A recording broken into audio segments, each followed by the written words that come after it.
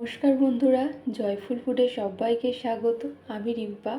আমি আজকে তৈরি করছি ভীষণই রিফ্রেশিং একটা সামার ড্রিঙ্ক, আম পোড়ার শরবত। এটা যেমন আমাদের শরীরকে ঠান্ডা রাখতে সাহায্য করে, তেমনি বাইরে প্রচণ্ড গরমে লুয়ের হাত থেকেও আমাদেরকে বাঁচাবে। তাহলে শুরু করা যাক আমাদের শরবতের রেসিপিটা। আমরা তো প্রত্যেকেই কম বেশি আম পোড়ার শরবত বানিয়ে থাকি, তবে আমি কেমন করে বানাই সেটাই আজকে শেয়ার করছি। এখানে আমি মিডিয়াম সাইজের দুটো কাঁচা আম নিয়ে নিয়েছি, 400 গ্রাম হবে।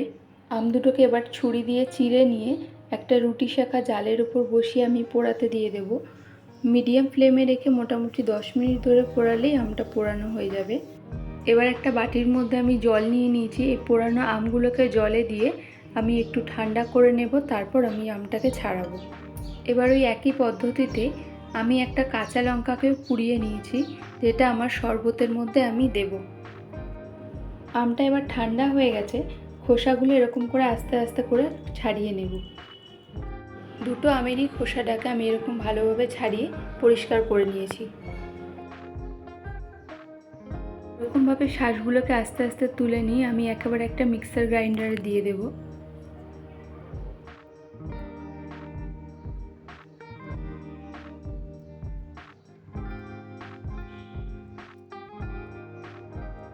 পুড়িয়ে রাখা কাঁচা লঙ্কাটাকে আমি এখানে দিয়ে দিলাম। এবার আমি 2 টেবিল চামচ পরিমাণে চিনি দিয়ে দিচ্ছি। চিনিটা অবশ্যই নিজেদের স্বাদ অনুযায়ী দিতে হবে।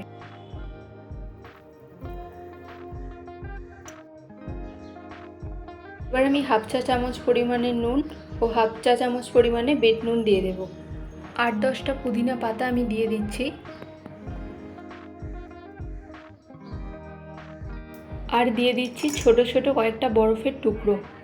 এবার ঢাকনাটা বন্ধ করে আমি আমটার একটা পেস্ট বানিয়ে নেব। এরকম একটা স্মুথ পেস্ট তৈরি হয়েছে আমটার। একটা প্লেটের মধ্যে আমি কিছুটা ভাজা মশলা নিয়ে নিয়েছি। এটা গোটা জিরে, গোটা ধনে ও শুকনো লঙ্কা একসাথে ড্রাই রোস্ট করে গুঁড়ো করা আছে।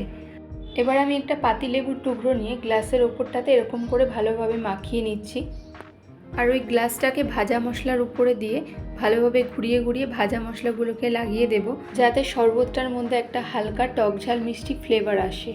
এরকমভাবে ভাজা মশলাটাকে মাখিয়ে আমি দুটো গ্লাসই রেডি করে নেব।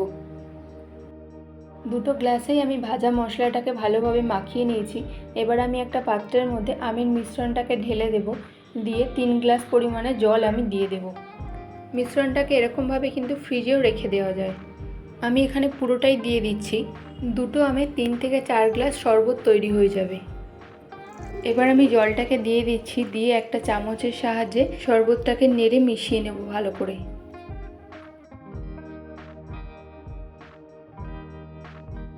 তারপর আমি গ্লাসের মধ্যে 2-3টে পুদিনা পাতা দিয়ে দেব ও পাতলা করে কাটা 1 টুকরো করে লেবু স্লাইস দিয়ে দেব। এবার কয়েক টুকরো আইস কিউব নিয়ে আমি গ্লাসের মধ্যে দিয়ে দেব।